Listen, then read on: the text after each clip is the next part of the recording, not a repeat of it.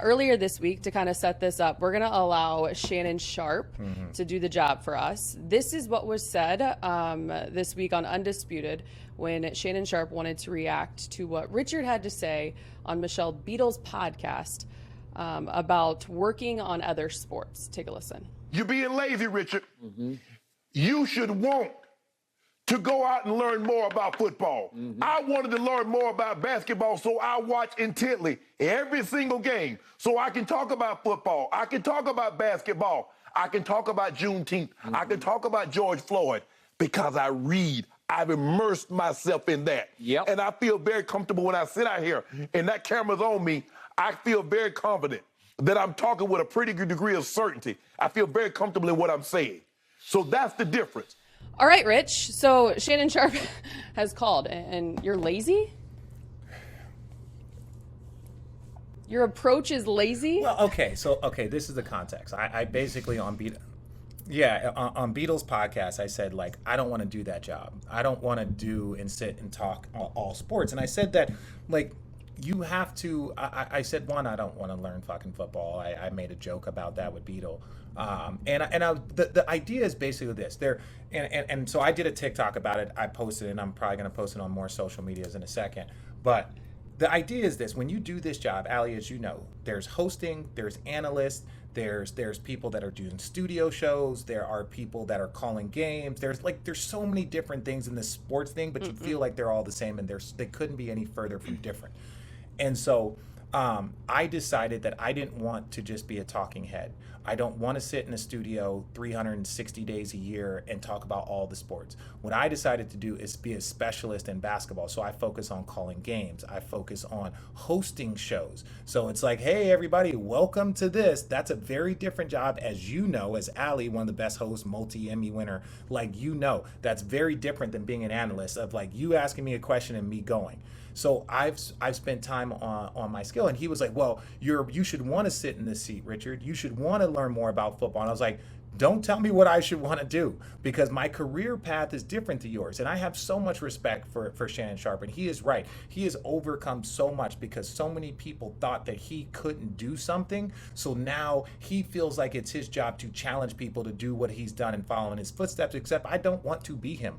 I don't have a desire to do that. And I respect that. No different than I didn't have a desire to be a point guard. That is not how I wanted to, that's not how I wanted to use my skill set. I wanted to do what I wanted to do. And for me, I just took offense because I understand what he's saying and I know what he's trying to do. I get it, but he just missed the mark with saying some of the things he said. He talked about like, well, I'm well read, so I can, talk about different issues. I can talk about the different things going on in the world, which would imply that somebody doesn't want to do that work to sit in that seat, which couldn't be any further from the truth.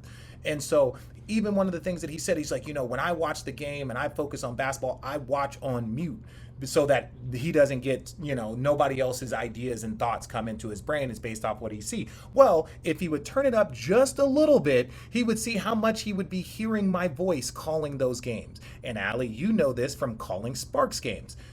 How many hours do you have to prep for a game? One, it doesn't stop because you're constantly watching games and you're constantly on social media. You're constantly reading articles, etc. But I would say I put in for one game anywhere between 5 to 7 hours. How many hours? On one game. And guess how much you actually use? 5 to 7 hours. 3%. Very little. You got to have it all. 3%. So like that's the thing about it is that like you can find ways and stuff. But for me, it's like, that's where I decided to put my energy, and that's where I decided. So when I say I don't want to talk about football and I don't want to sit around being a talking head, it was never to knock them. In that interview with Michelle Beadle, I said all the time, they are special. They are specialists. I couldn't do it. It is a skill. I have so much respect, but I said I couldn't do it. And she goes, oh, yes, you could. And I was like, okay, let me phrase this. I don't want to do it. I don't want to fucking talk about football and blah, blah. So that's not what I want to do, right? So like for him, he's like, well, you should want to. And I was like, no, that's not cool. That's not the idea, because what I want to do is call an NBA Finals one day. right? And I'm not going to do that sitting in a studio talking about hosting all the time. I want to host shows, and I'm not going to do that sitting in a studio just being an analyst. And when I say just being an analyst, it's not a knock. That when you're saying just an analyst, that's an analyst across all sports, especially on their shows. So I just wanted to make sure that people understood that, like, when you call my approach lazy, or when he says that that it couldn't be any further from the truth, is an actual lie. And it's one thing that about this, Allie, when athletes enter into this space, it doesn't matter if you're a Hall of Famer, doesn't matter if you're good, if you're not. The one word that is like the kryptonite is that if an athlete comes in and thinks he's an athlete, and if an athlete comes in and is lazy, doesn't show up on time. So for me, I took a lot of offense to that word, because when I started working hard in this industry, that was part of the reason why I had success. They're like, well, most athletes don't do that. Most athletes don't, come in and be on production calls at 5 a.m. for Get Up, or every morning at 7 a.m. when I'm on a production call for NBA Today. The typical athletes don't do that. But I'm not trying to be typical, but that's part of the reason why I've had success. So I love my guy, Shannon Sharpe. He's the OG, all respect. And this is purely just, sports talk TV, but I wanted to make sure that we set the record straight of, like, as long as you live, do not ever refer to me as lazy, just because my approach and what I want to specialize in and I is think different than yours. I love that you took this opportunity, especially on the first ever player-driven podcast that was ever created, your own platform. I will say, again, right. I have shared this with you. I have the utmost respect for Shannon Sharpe and his partner and Skip Bayless, who have allowed me to come on their show during my time in Cleveland to talk. They were very welcoming to me. They've always been good to me. And I respect the grind and the hustle of so many in our industry, which, to your point, is something very different than what you're wanting to do, Rich. And I say this not from a bias standpoint, and many people will say, oh, she's biased because she works with them. Yeah, there might be a little bit of that, but I've also seen for the last over a handful of years your grind and your hustle. And I'm not going to show your cards, but it's well documented, the things that you have done outside of even just basketball. Yeah. I'm fucking tired. Yeah, and for someone like me who does a lot of the behind the scenes for Road Trippin, and that's only one of the 97 things that you do, I struggle sometimes to even get you here because you're so busy doing everything but being lazy.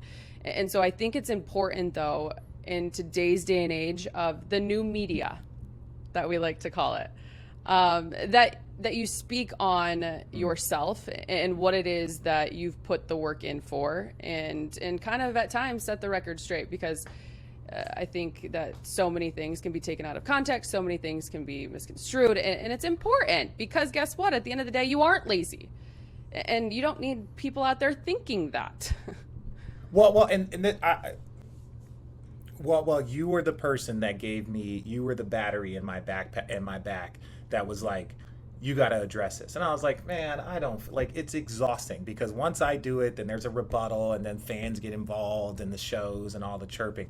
But you were like, Richard, you have to get involved. And I'm like, why? You're like, Richard, everyone in basketball knows that you're not. People at ESPN know that you're not lazy. People in basketball know that you're not lazy, all these other things. But what about the executive? What about the person that doesn't know you?